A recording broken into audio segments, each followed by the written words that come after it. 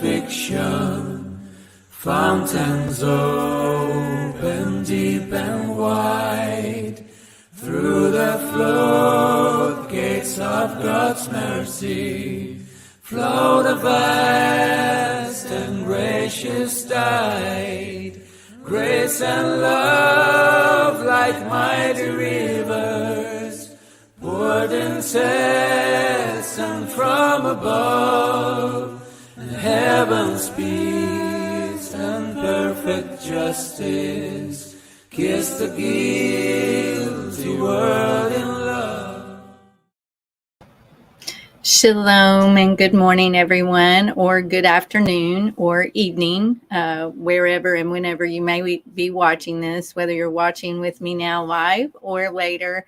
Shalom. So glad you're here with me today. And today is prep day, and it's August 19th. And boy, August is already flying by. How did that happen? First of all, I would like to just say that we have lots of friends and families right now that are dealing with illnesses and health issues. And I just want to let you know that we're praying for everyone and lifting everyone up. I know this time of year, that's when we see people in the healthcare field where we start getting all the end of summer colds and flus that happen, and strep is picking up.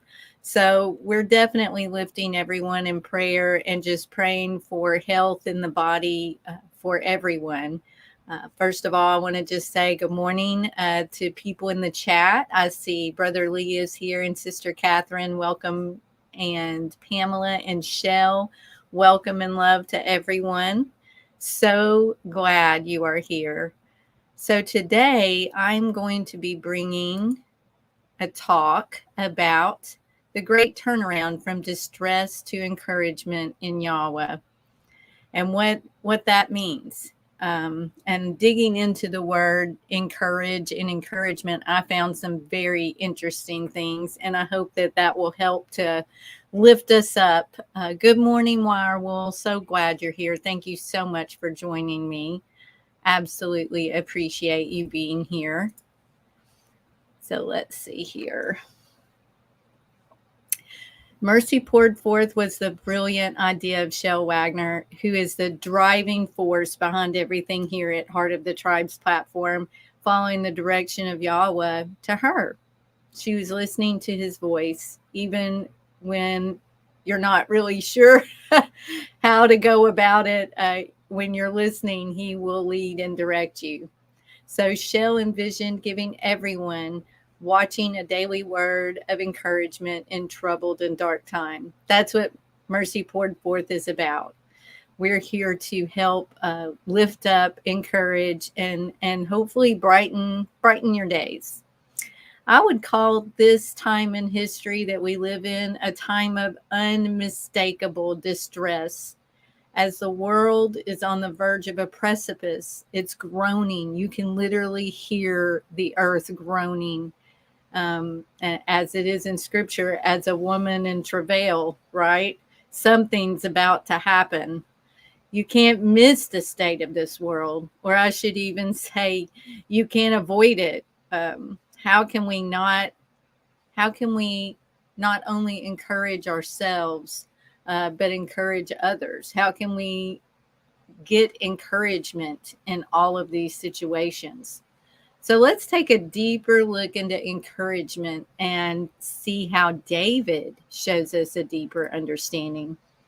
I really enjoyed getting into this. So let me set the stage for you. In a time of great distress, David and his men were away trying to join the Philistine army. And while away, the Amalekites invaded their community and took their wives, children, and possessions. His followers were turning on him, and they were even on the verge of stoning him. You can say quite honestly, David is in the vice grip of extreme distress. And I know a lot of us, as life progresses, we go through those squeezing moments where it just seems like everything is caving in on you. Your health may suffer, your finances may be suffering, your relationships, even to your house, may have structural problems. You may be living in unsafe or unhealthy situations, and it's very hard. It's distressing. So let's look at distress in Strong's H3334, yatsar. And it is a primitive root meaning to press, and transitively, that is, be narrow. Figuratively, to be in distress, be distressed, be narrow, be straightened in straits, be vexed. And I found it very interesting that the word to press is in here, because that's what it feels like when we're in that kind of distress. We're being pressed into something, right? Oh, I didn't even share that.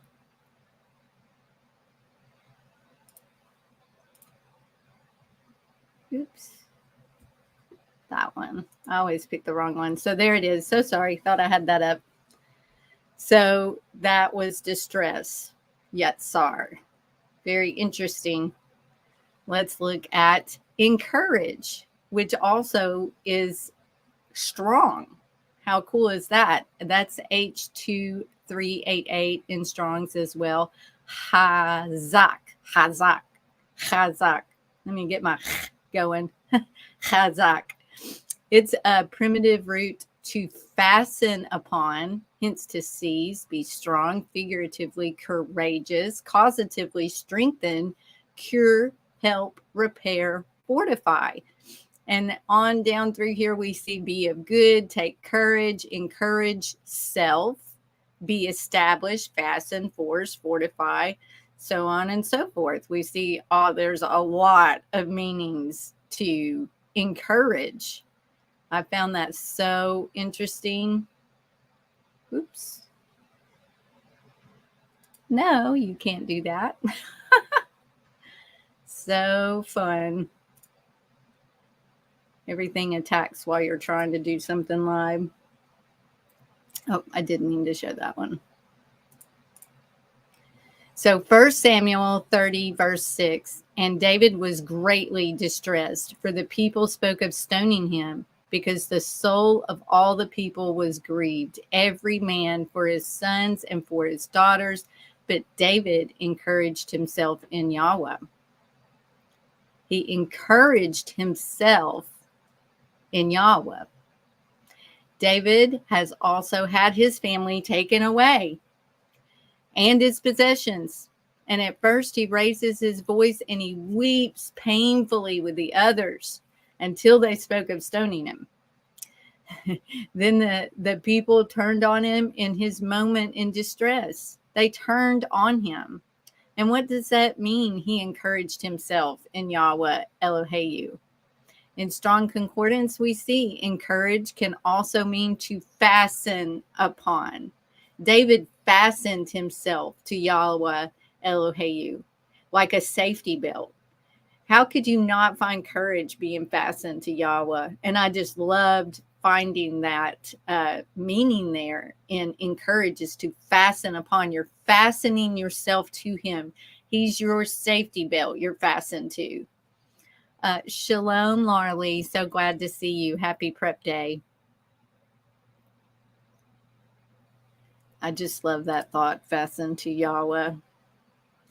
So here we see 1 Samuel 30, verse 7 through 8. And David said to Abiathar, the priest, Ahimelech's son, I pray, bring me hither the ephod. And Abiathar brought thither the ephod to El David. And David inquired at Yahweh, saying, shall I pursue after this troop? Shall I overtake them? And he answered him, pursue, for you shall surely overtake them, and without fail you will recover all. Wow. So what we see here is David got the ephod, and he reached out to Yahweh. He inquired to Yahweh about what he should do. So David pursued, and they found a Mitzri servant to an Amalekite who had not eaten in 3 days, left behind by his Adonai. And David asked him to take him to the troop. There was the verses in there. They found him. He was starving. They fed him. And then David will ask him a question. He asked him to take him to the troop, and he did. So we see in 1 Samuel 30, 16 through 19. And when he had brought him down, behold, they were spread abroad upon all the earth, eating and drinking and dancing, because of all the great spoil they had taken out of the land of the Philistine and out of the land of Yehudah. And David smote them from the twilight even until the evening of the next day, and there escaped not a man of them, save 400 young men, which rode upon camels and fled. And David recovered all that the Amalekim had carried away. And David rescued his 2 women, and there was nothing lacking to them, neither small nor great, neither sons nor daughters, neither spoil nor anything that they had taken to them. David recovered it all. He recovered everything. How amazing is that? He recovered everything that was taken. He had gone to Yahweh, asked what to do. So we see David go from a distressed disposition to redeemed and restored by his faith and trust in Yahweh, where his courage, his encouragement came from. He didn't find it from any living person, but from Yahweh within him. So when we are pressed and vexed, when we're in that narrow straightaway where our heart is heavy and we are weeping in profound distress, we can turn it around. We can find our strength, courage, and encouragement in Yahweh. Take him your distress. Fasten yourself to Yahweh. Ask him for direction. Listen to his plan and feel the encouragement in him as we are fastened to him, right? And I'm going to finish with some just wonderful, encouraging words from David, praising and giving all the glory to Yahweh. I just absolutely love Psalms. I know most of you do as well. And this just shows us where he was after going through such trying times, after such sadness and distress, being pressed. Here he is exclaiming how he loves Yahweh. Psalms 40 verse 2. He brought me up also out of a horrible pit, out of the miry clay, and set my feet upon a rock and established my goings. I think this is very reflective of him asking Yahweh what he should do and getting the answer from Yahweh, who established his goings for him. And how much better would we be encouraged in our lives if we were doing the same, if we were, realizing we may need encouragement in hard times. We may need help, and there's not always going to be someone there to give it to you. As things in this world are spinning crazily out of control all over the place, there very well may be a moment in our lives when we really don't have anyone else to give us that encouragement. And I just want you to know you have that encouragement inside of you. You have it with you, and you don't need to have to rely on someone else. Although we're here to help you get there, we're also here to show you how Yahweh is always with you to help encourage you. So Psalms 40 verse 3, and he has put a new song in my mouth, even praise unto our Elohim. Many shall see it and fear and shall trust in Yahweh. 40 verse 4, blessed is that man that makes Yahweh his trust and respects not the proud, nor such as turn aside to lies. And in verse 5, many, O Yahweh Elohai, are your wonderful works which you have done, and your thoughts which are to us word. they cannot be reckoned up in order unto you. If I would declare and speak of them, they are more than can be numbered. And that is the truth. His wonderful works, which he does all the time, that sometimes we don't pay attention to, we don't see it. The sun came up this morning. That's a wonderful work. The birds are chirping. We're able to take care of ourselves. There's a fly assaulting me. Sorry. So we're able to exist another day and praise him and have that new song in our mouth to praise our Elohim.